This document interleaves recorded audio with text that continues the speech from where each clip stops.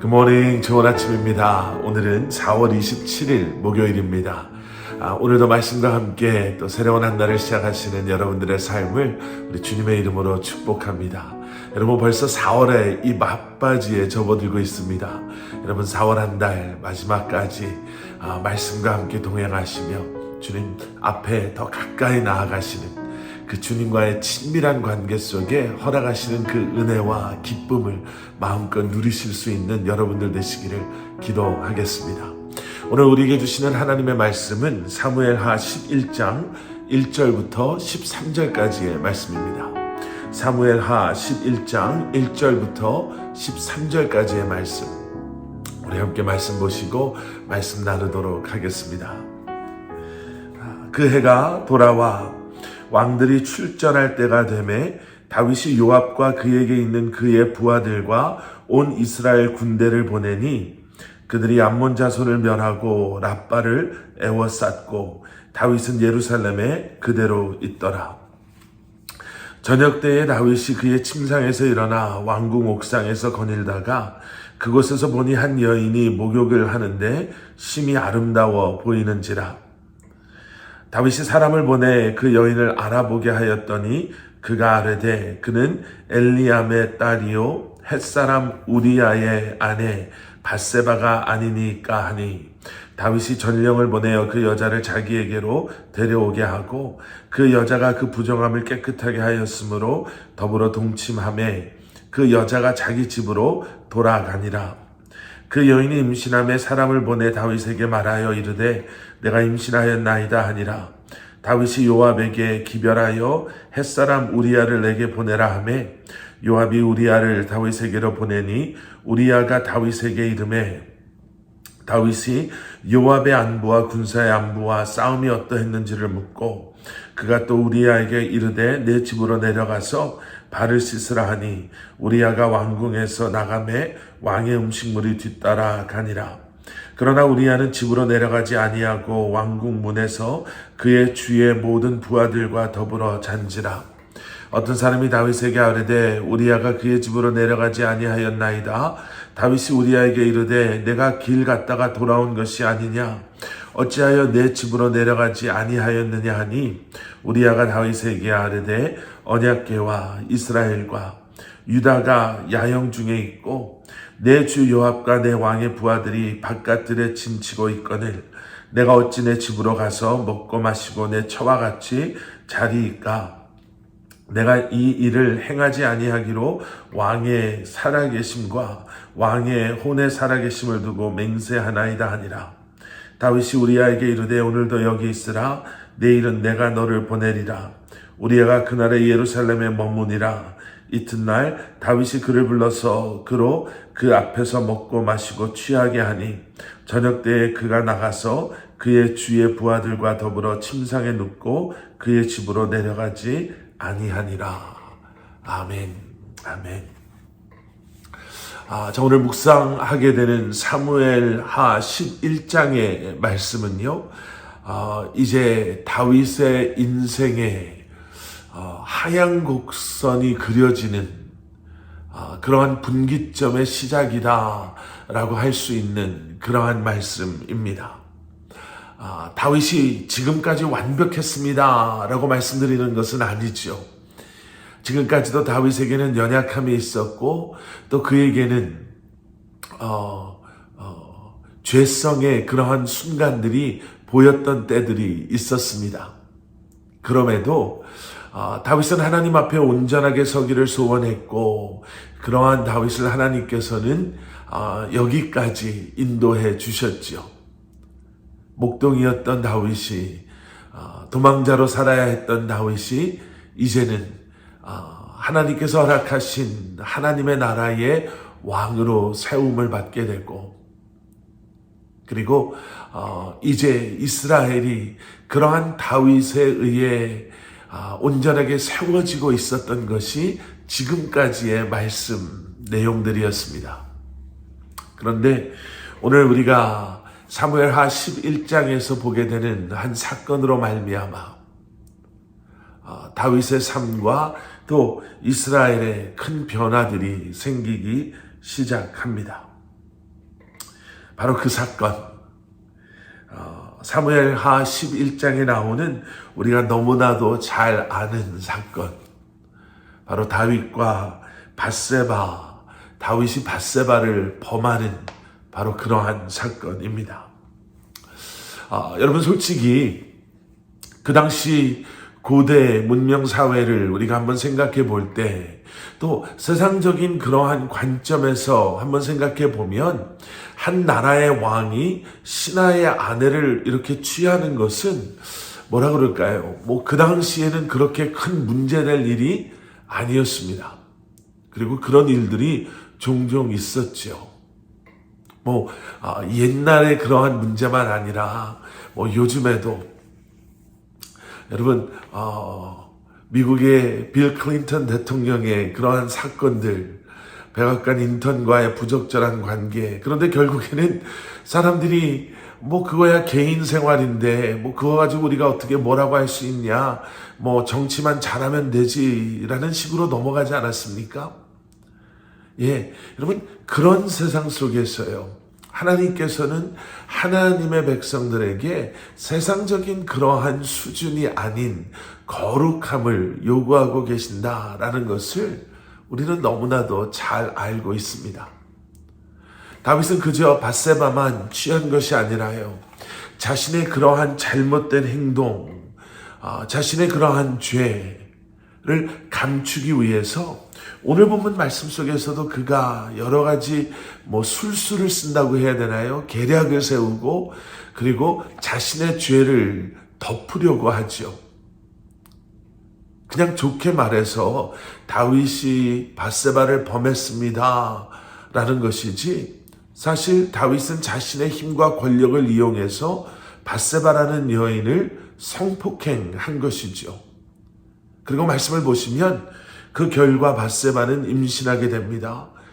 그리고 그 사실을 감추기 위해서 다윗은 밧세바의 남편인 우리아를 전쟁터에서 불러오게 되죠. 어떻게 해서든지 우리아로 하여금 밧세바와 동침하게 해서 그 아이가 우리아의 아이인 것처럼 숨기려고 하고요, 나중에는 결국에는 우리아를 취하게까지 합니다. 우리가 나중에 말씀에서 보게 되는 것처럼. 그리고 그 결과는 끝까지 그렇게 하지 않은 우리아를 죽게 만들기까지 하지요. 그런데 여러분, 밧세바라는 여인의 입장에서 이 모든 것을 한번 생각해 보신 적이 있으십니까? 왕에게 어쩔 수 없이 그렇게 겁탈을 당하게 되고 임신을 하게 되고, 그리고 사랑하는 남편을 잃어버리게 되는, 절대 권력의 소유자인 왕이었기 때문에 어디 신고도 하지 못하고 누구에게 하소연도 하지 못하는, 그런데 더 힘들었던 것은 그런 다윗을 세상 사람들은 거룩한 왕, 선한 왕, 의로운 왕, 위대한 왕, 정의와 공의를 베푸는 하나님을 대신하는 그러한 왕이다 라고 부르고 있는 것을 볼 때마다 얼마나 더 아프고 힘들었겠습니까? 여러분, 이 모든 일이 어디서 시작이 됐나? 오늘 본문 말씀 1절로 돌아가 보시면요, 사무엘하 11장의 말씀이 이렇게 시작이 되는 것을 보게 됩니다. 그 해가 돌아와 왕들이 출전할 때가 되매. 여기서 그 해가 돌아왔다라는 것은요, 그 당시의 상황을 우리가 좀 이해할 필요가 있습니다. 무슨 얘기를 하고 있는가? 여러분, 이스라엘과 중동 지역에는요, 사계절이 있지가 않죠. 플로리다에 살고 있는 저희도 사실은 사계절이 있다라고 말하기는 조금 애매하죠. 좀 시원한 여름이 있고 더운 여름이 있고 아주 더운 여름이 있는 그 정도 수준이라고 할까요? 예루살렘과 중동 지역은요, 봄, 여름, 가을, 겨울이라는 계절보다는 건기와 우기, 비가 많이 오는 때와 비가 오지 않는 때로 나눠집니다. 그래서 지금 이 이야기는 무엇을 하고 있냐면, 이제 그 해가 돌아와서 왕들이 출전할 때, 전쟁에 임할 때가 되었다라는 것은 이제 건기가 되었다라는 겁니다. 여러분 사무엘하 10장 말씀, 어제 묵상하신 말씀에서 지금 이스라엘은 암몬과 전쟁을 하고 있었거든요. 아마 우기가 찾아와서 더 이상 전쟁을 하지 못할 때가 와서 전쟁이 멈춰 있다가 이제 건기가 되어서 다시 전쟁을 시작해야 되는 겁니다. 사무엘하의 저자는 의도적으로 왕들이 출전할 때 사실은 꼭 왕이 출전하지 않아도 되거든요. 그리고 그렇게 왕 없이 치렀던 전쟁들도 분명히 있었습니다. 그런데 사무엘하의 저자는 의도적으로 왕이 출전할 때가 됐습니다. 왕이 있어야 할 때가 있었습니다라고 이야기하지요. 그리고 1절 뒷부분에서는 그런데 다윗은 예루살렘에 그대로 있더라. 이렇게 굳이 꼭 집어서 이야기합니다. 다윗 왕이 있어야 할 때가 있었습니다. 왕으로서의 책임을 다해야 할 그 시간, 그때 다윗은 그곳에 있지 않았다라는 거죠. 그리고 2절의 말씀을 보시면 저녁 때에 다윗이 그의 침상에서 일어나. 또 다른 지금 이 사건을 우리로 하여금 좀 이해할 수 있는 그러한 클루가 그곳에 또 있지요. 다윗이 저녁 때에 그의 침상에서 일어났다. 이제 저녁 때에서 잠이 깨는 거예요. 무엇을 의미하나? 여러분 혹시 우리 티네이저 자녀들이 있으신 분들은 아마 바로 아실 거예요. 우리 아이들이 방학이 되고 학교가 안 가는 때가 되면 전날 밤늦게까지 새벽까지 게임하다가 새벽에 돼서야 잠이 들면 언제 깨죠? 저녁 때 돼서 다시 깨서 또 이제 밥 먹고 게임을 시작하죠. 놀기 시작하죠. 지금 다윗이 그렇게 하고 있는 거예요. 밤새도록 잔치를 벌이고 놀다가 자신이 있어야 할 전쟁터에는 부하들만 보내놓고 부하들은 오늘 본문 말씀 속에서 우리야를 보게 되면 그가 내가 어떻게 내 동료들이 지금 전쟁터에 있는데 집에 가서 편하게 아내와 잘 수 있습니까? 그리고 텐트에서 자잖아요. 지금 상황이 그런 상황인데 다윗은 밤새도록 게임은 안 했겠지만 잔치를 벌이면서 새벽녘에 돼서야 잠이 드는 그러한 나태하고 게으른 모습으로 있었다라는 것이죠.